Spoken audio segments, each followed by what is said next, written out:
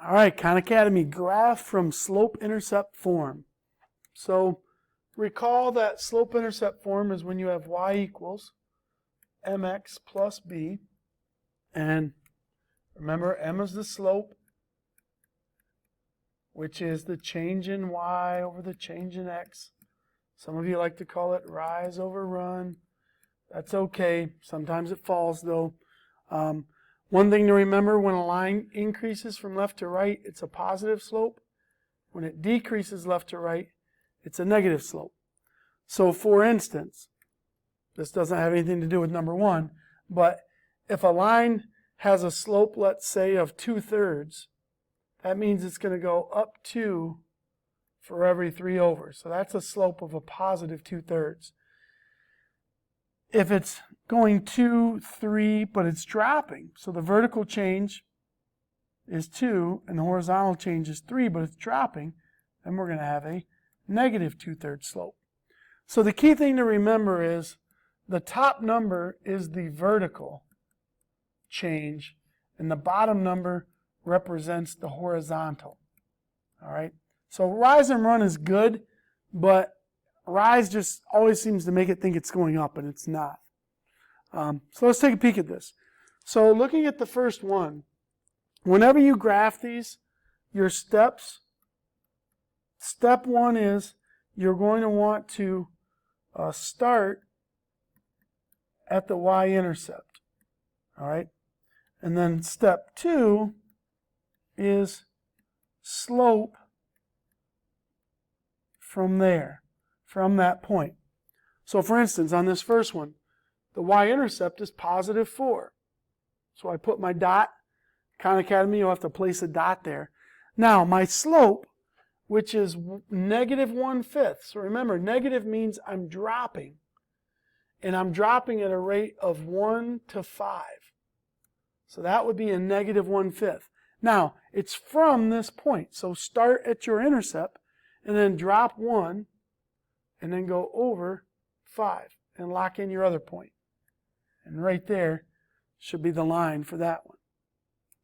All right, moving right on down, go to the next one. This is y equals x plus 1. Well, this one's a tad bit tricky because you don't see a number in front of x. So you might think the slope is 0, but really there's a 1 sitting there. All right? So a slope of 1 means it's really kind of the same thing as 1 over 1. So a slope of 1 is positive, and it basically means you're going to go up 1 over 1. All right? Up 1 over 1. So we have our y-intercept. We're going to start there. Our slope is 1, so we need to go up 1 over 1, up 1 over 1, up 1 over 1, and you're going to get a line that looks something like that. Now, if you were to get one where it said like y equals 4x, all right, and I don't know, maybe it's 4x plus 1. When you do that 4x, a slope of 4 means you're going to rise up 4 and go over 1. So it's going to be a pretty steep line. So whenever there's a whole number, you can always just kind of assume it's going over 1. All right, next one. Y equals negative 2x plus 4. So right away, I'm thinking, all right, because you're negative slope, you're going to be coming down somehow. But I start at my y-intercept, and then I know that I'm dropping 2, going over 1. So drop 2, go over 1, drop 2, go over 1, drop 2, go over 1, and you should have a line looking something like that. Number 4, back to having a fraction here. So number 4, I look at this thing and I'm like, well, I have a y-intercept at 2, so that's my starting dot.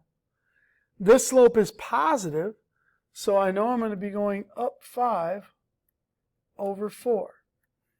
And that'll give me a positive slope. So up 5. Now, this might happen on Khan Academy. You may not be able to go up 5. All right? You might fly off their grid. So for instance, I go 1, 2, 3, 4. Well, 5 is supposed to be there. And then 4 is supposed to be here. but you can't put a dot there. So what you're going to want to do is you're going to want to kind of pretend that, well, since this stair step was a 5, 4, you're going to want to kind of stair step back down 4 and then 5 to get me back to a spot that I can actually click on the grid. So sometimes you got to work your slope going backwards.